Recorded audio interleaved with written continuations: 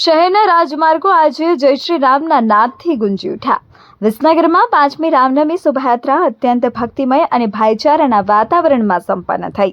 આ વર્ષની વિશેષતા એ રહી કે ધાર્મિક ઉત્સાહની સાથે સામાજિક સૌહાર્દના પણ અદ્ભુત દ્રશ્યો જોવા મળ્યા।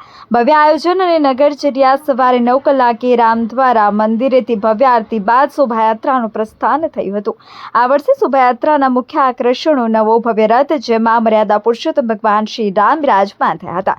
જ્યારે શોભાયાત્રા ગુલઝાર અને લાલ દરવાજા વિસ્તારમાં પહોંચી ત્યારે માનવતા અને ભાઈચારાનું અનોખું દ્રશ્ય સર્જાયું હતું।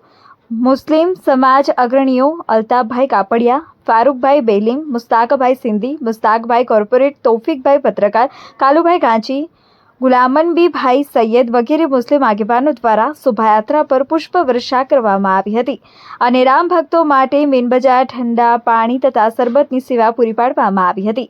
આ પહેલેથી વિસનગરે સમગ્ર શાંતિ અને એકતાનો મજબૂત સંદેશ પાઠવ્યો છે। શહેરમાં શાંતિ અને સલામતીનું વાતાવરણ જળવાઈ રહે તે માટે પોલીસ પ્રશાસન દ્વારા આજે વહેલી સવારથી જ એક્શન પ્લાન અમલમાં મૂકવામાં આવ્યો હતો।